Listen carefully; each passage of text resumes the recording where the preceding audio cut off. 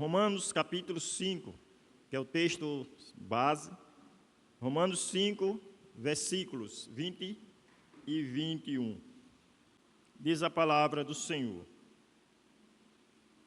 sobreveio a lei para que avultasse a ofensa, mas onde abundou o pecado, superabundou a graça, a fim de que, como o pecado reinou pela morte, assim também reinasse a graça pela justiça para a vida eterna, mediante Jesus Cristo, nosso Senhor. Que Deus aplique a sua palavra em nossos corações. Amados irmãos, nós estamos estudando a respeito, lei e graça. E nós estamos vendo ainda o primeiro ponto que trata lei e graça, complemento e não substituição. Lei e graça, complemento e não substituição. No primeiro tópico, nós vimos a lei e os profetas. E nós podemos perceber que os profetas, com base na lei do Senhor, eles se levantavam para dizer ao povo de Deus que havia quebrado a lei do Senhor, que o povo se arrependesse, que o povo voltasse para o Senhor. E nós podemos ver também que a lei e os profetas, eles tinham como objetivo anunciar a lei do Senhor. E os profetas já profetizavam que essa lei, Deus haveria de aplicar esta lei no coração do homem. Então os profetas, eles profetizaram que Deus haveria de imprimir a lei no coração dos homens. Isso nós vimos lá em Jeremias capítulo 31, versículo 31 a 33. Vimos também no segundo tópico a lei para com Jesus. E nós vimos que Jesus, quando ele se manifesta, ele vai dizer em Mateus capítulo 5, versículo 17, ele diz: eu não vim acabar com a lei, mas vim cumpri-la. E de fato, Jesus cumpriu a lei de Deus de forma ativa, ele guardou toda a lei de Deus, ele não tropeçou em nenhum tio da lei do Senhor, mas também ele pagou a sua lei de forma passiva, ele entregou a sua vida em favor de nós.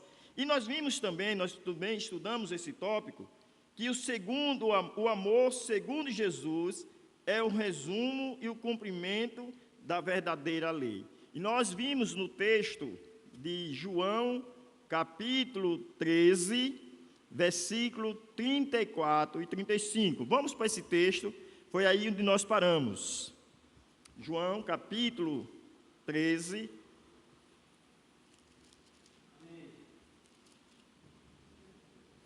34 e 35.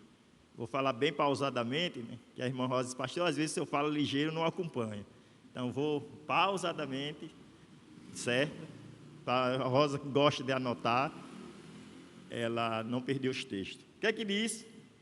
João, capítulo 13, versículo 34 e 35.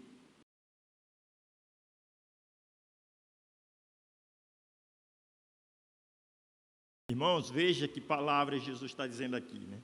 Então ele vai dizer que um novo mandamento vos dou, que vos ameis uns aos outros. O mandamento que Jesus nos concede é que o amor seja recíproco. Eu falava aqui na terça-feira que o amor, meus irmãos, a gente tem um conceito de amor como emoção, sentimento, paixão. Mas o amor verdadeiro, o amor bíblico, é um mandamento, é uma ordenância do Senhor. Nem sempre a gente está sentindo alguma coisa para dizer que amamos, inclusive até com Deus, né? Quantas vezes a gente vem para o culto e não sentimos nada? Isso não significa dizer que não deixamos de amar a Deus. Às vezes também com o cônjuge. Às vezes você não está com aquele amor de adolescente, mas nem por isso você vai deixar de amar o seu cônjuge. Assim também é com o irmão. Nem sempre nós estamos de braços abertos, sorrindo, brincando, felizes. Às vezes tem ranhura, mas isso não pode deixar que deixemos de amar uns aos outros. Então, amor é um mandamento. E perceba que Jesus disse que eu vos dou que vos ameis uns aos outros, assim como eu vos amei. Olha o parâmetro, olha o sarrafo. O amor que Deus espera de nós, de uns para com os outros, é o mesmo amor que Cristo tem por nós. E mais, que também vos ameis uns aos outros. O versículo 35, irmãos, a evidência que de fato nós somos discípulos de Jesus, seguimos Jesus, a evidência que o mundo vê que de fato nós somos filhos de Deus, discípulos de Jesus, é quando há um amor fraternal, um amor entre irmãos. Olha o versículo 35.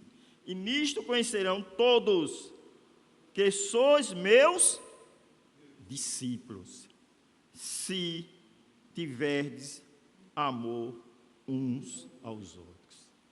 As pessoas lá fora, o mundo vai ver que, de fato, nós somos discípulos de Jesus se amarmos uns aos outros. Às vezes as pessoas querem mostrar o amor de forma externa. Às vezes quer mostrar que é um discípulo de Jesus através de vestes, através de palavras. Mas Jesus nos ensina quando de fato nós amamos uns aos outros. O amor de Deus, irmãos, e o amor de uns para com os outros, não significa que nós vamos viver concordemente a vida toda, pensando a mesma coisa, amando a mesma coisa. Temos divergências, temos ranhuras, temos dificuldades, às vezes ficamos chateados com os nossos irmãos. Não é assim também em casa?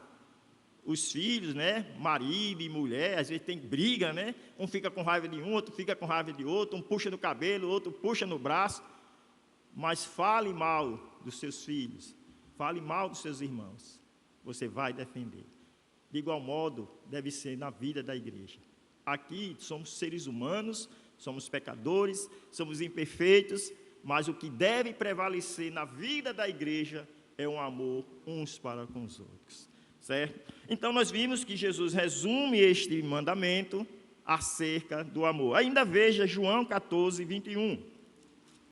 Aquele que tem os meus mandamentos e os guarda, esse é o que me ama. E aquele que me ama será amado por meu Pai. E eu também o amarei e me manifestarei a ele. Guardar os mandamentos do Senhor significa o resumo dos 10 mandamentos. Amará a Deus sobre todas as coisas e ao próximo como a si mesmo. Jesus nos ensinou a amar uns aos outros. Mas Jesus também, irmãos, ele foi mais além. Ele nos ensinou a amar até os nossos inimigos. Por isso que eu digo que amar não é sentimento. Já pensou você amar uma pessoa que lhe persegue, que lhe maltrata, que lhe machuca, que fala mal de você, que lhe calunia? É fácil, irmãos?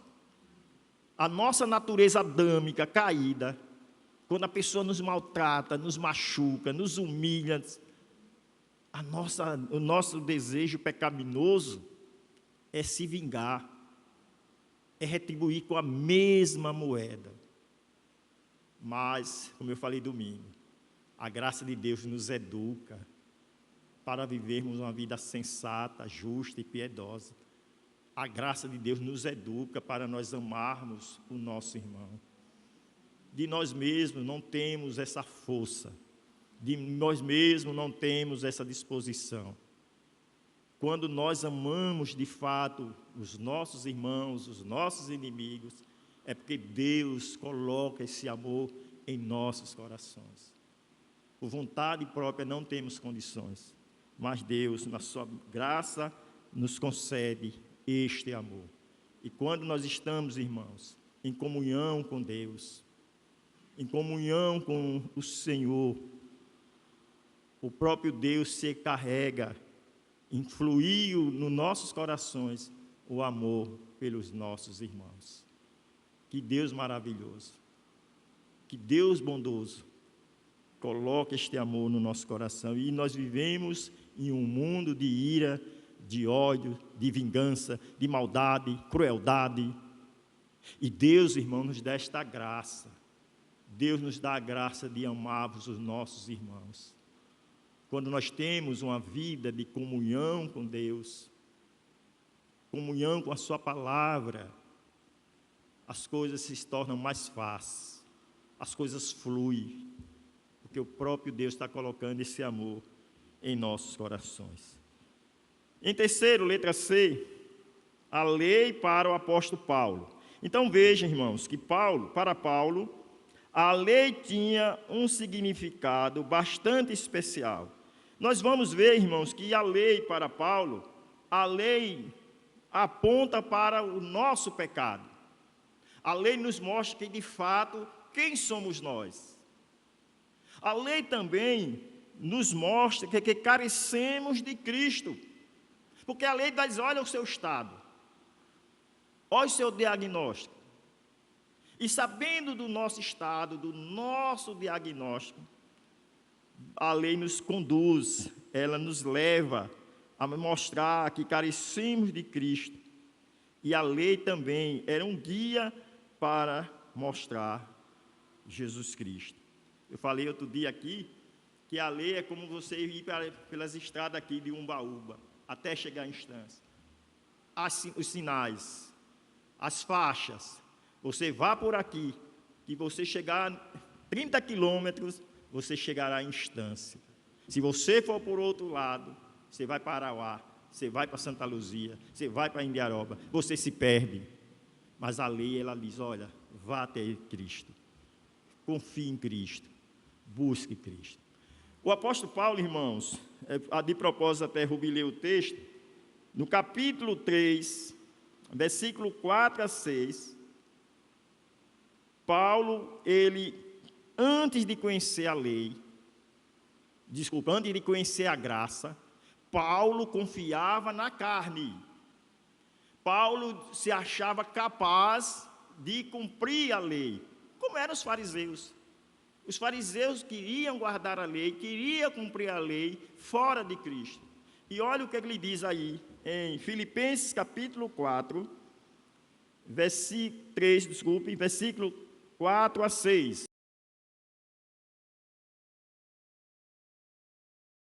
O que é que Paulo está dizendo? Bem que eu poderia confiar na carne. Que carne é essa, irmãos? Que carne é essa? A lei. A carne também é a sua força, a sua capacidade, a minha condição. É como se, por exemplo, eu posso, entre aspas, viver uma vida sem pecado. Eu posso, porque o meu coração vai me levar a viver uma vida sem pecado. Eu me garanto. Eu confio em mim.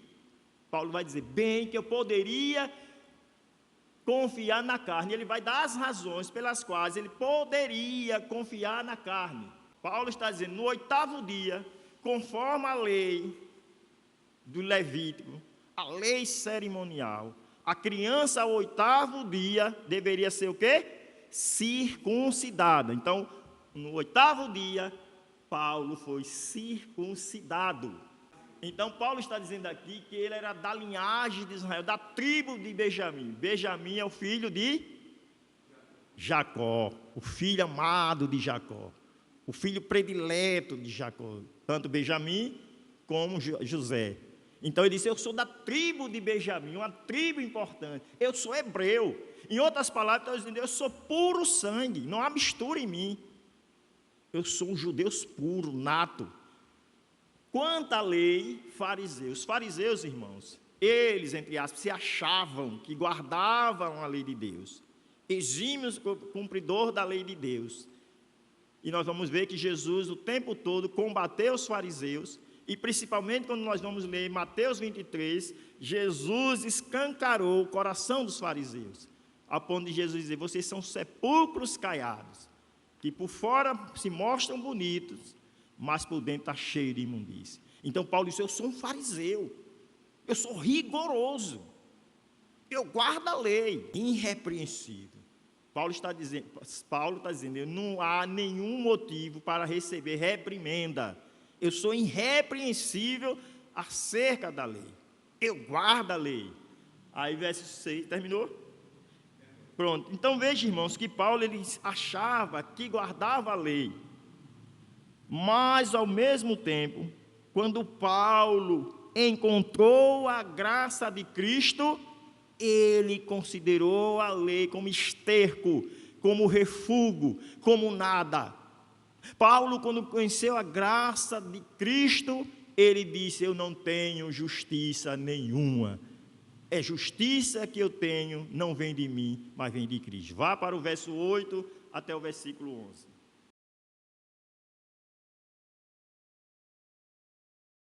Então veja que Paulo, depois que ele conhece a graça de Cristo, ele reconhece que não tem justiça própria.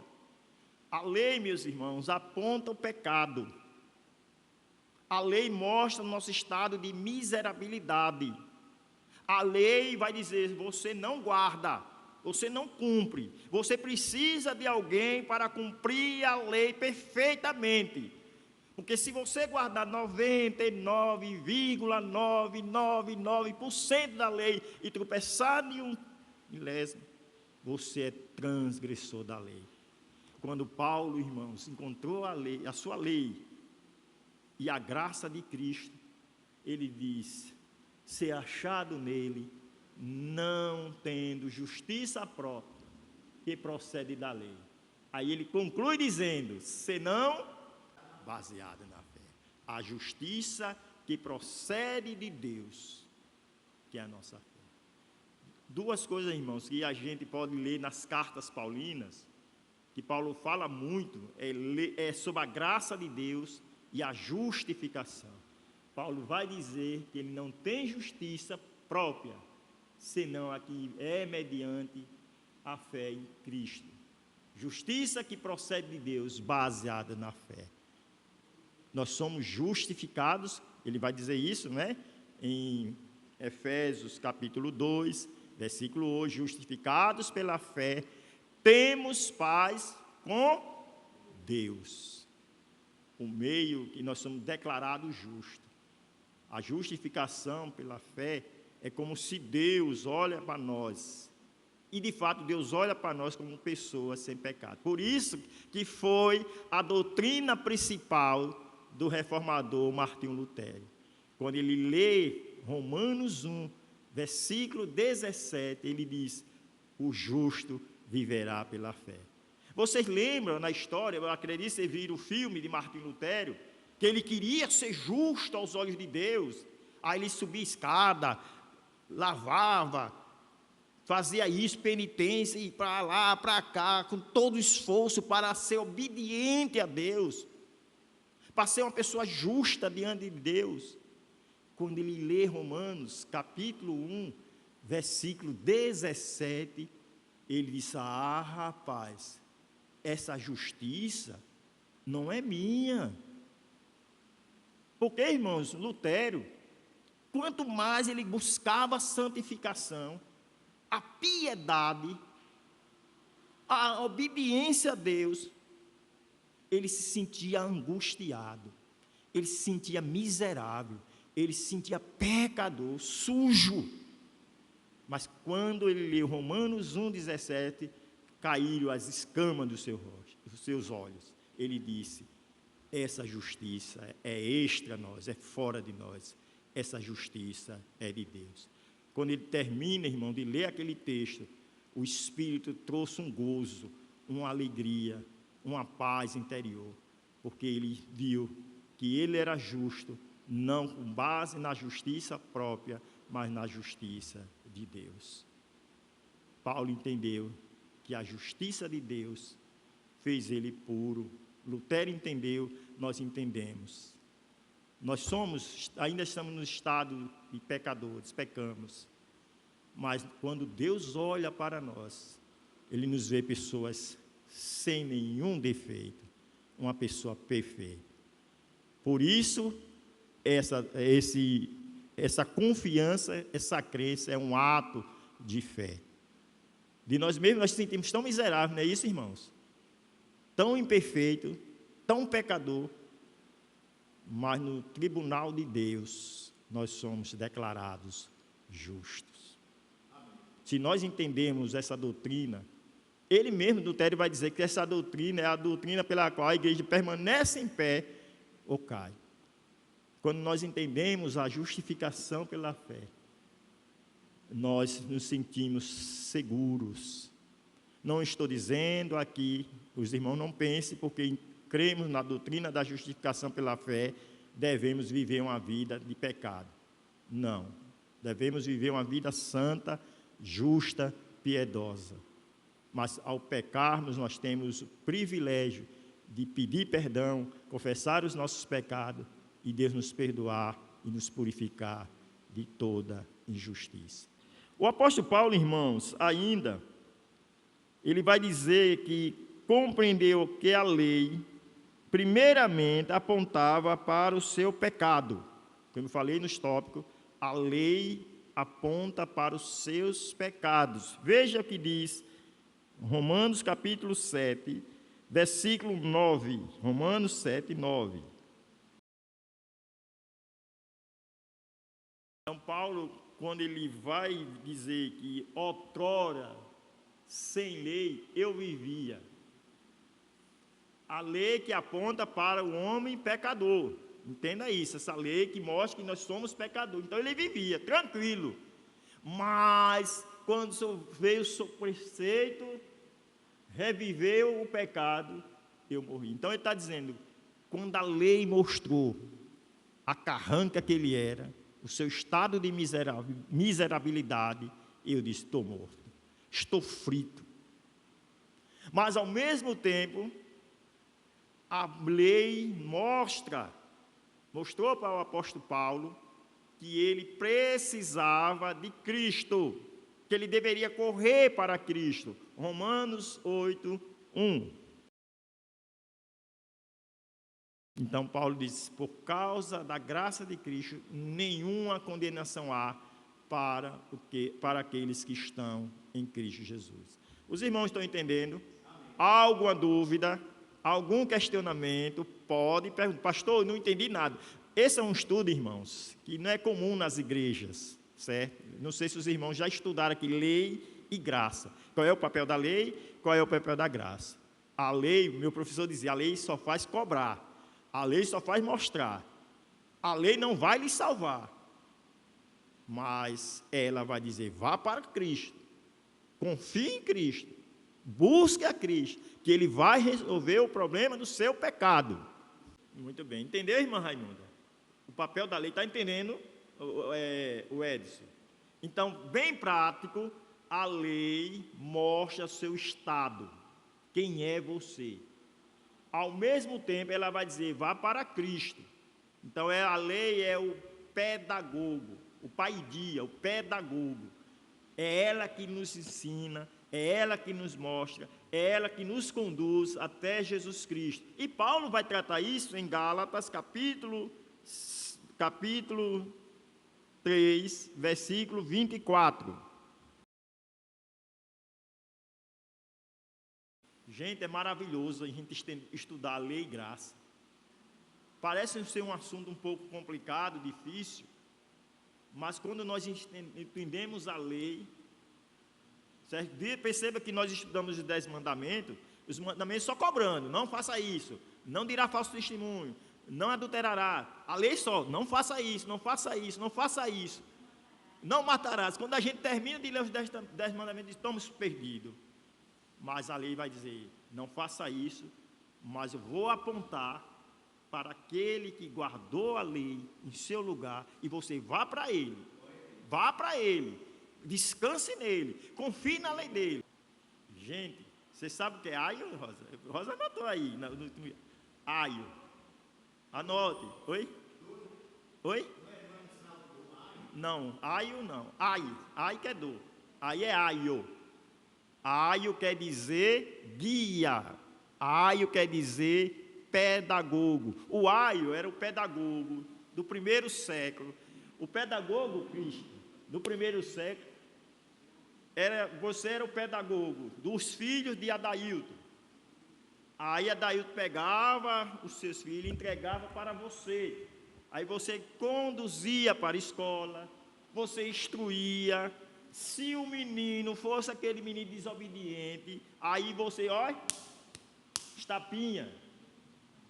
Era o papel do pedagogo. Então Paulo está dizendo que a lei, ela serviu de aio, de guia, de professor, para nos conduzir a Cristo, a fim de que fôssemos justificados pela fé. Fomos justificados por causa da justiça de Cristo. Nós estamos cobertos com a justiça de Cristo.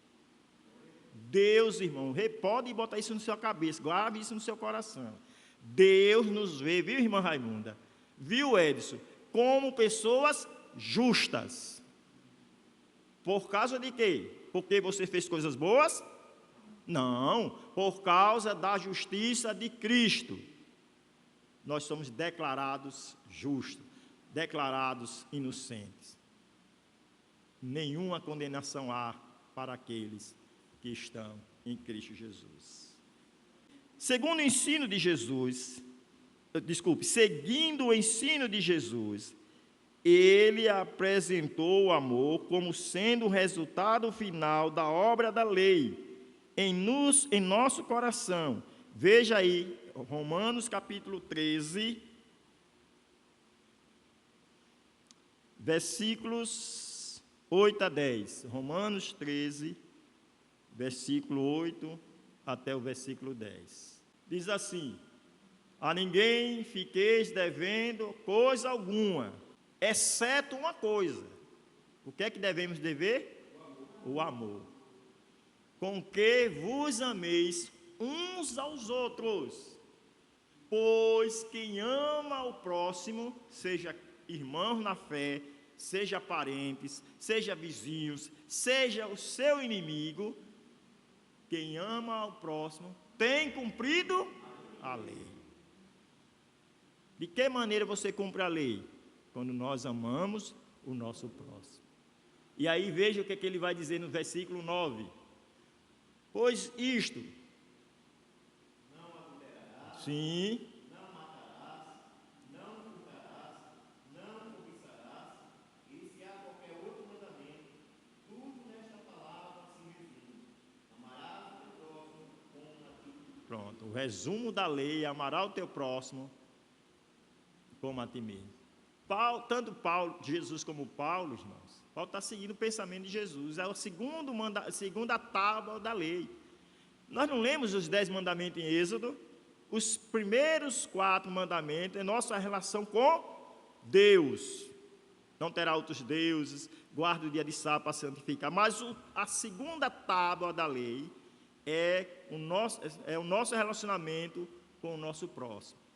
Não matarás, não furtarás, não dirás falso testemunho, honra teu pai, honra tua mãe, certo?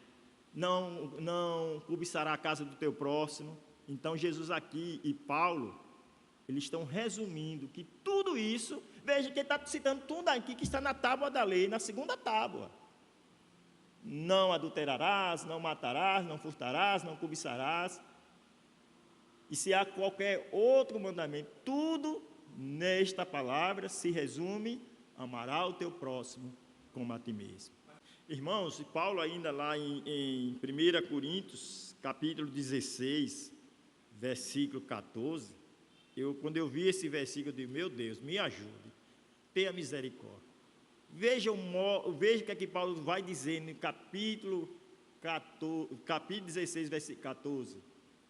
Todos os vossos atos sejam feitos com amor. O amor.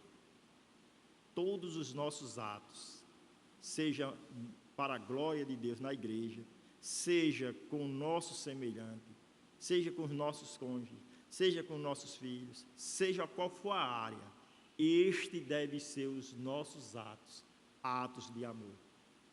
Não para se exibir, não para se amostrar, não para mostrar que faz, mas um ato de amor. tanto nas coisas grandes como nas coisas pequenas. Quando a gente vem, a irmã Cida aqui, de modo prático, ela vem aqui, abre a igreja. Eu sei que tem uma ajuda de custo, mas eu tenho plena convicção que ela faz com amor. O amor deixa a casa de Deus limpa. Que ela poderia ganhar muito mais, mas ela tem um amor pela obra. De igual forma, quando nós servimos a Deus, seja na presidência de uma SAF, seja no pastoreio, seja no presbiterato, seja no diaconato, seja na confecção de eventos da igreja, seja abrir a igreja, deve ser ato de amor.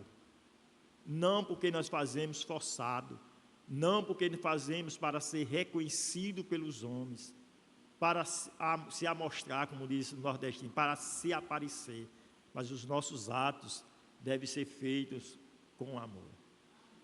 Abramos aí, primeira carta de Pedro, 2, 18 e 19. Ótimo.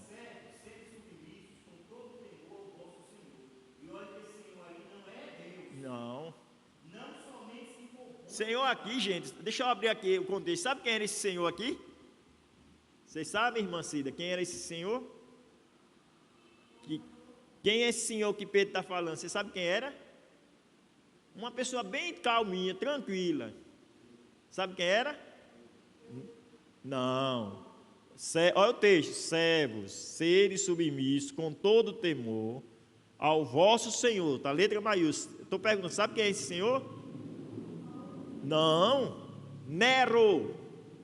Era Nero que estava matando os cristãos, queimando os cristãos. Nero foi aquele que tocou fogo em Roma e botou a culpa nos cristãos. Nero foi que abriu a barriga da mãe para saber de onde tinha saído. Nero tinha prazer em jogar os leões para os leões comerem os cristãos.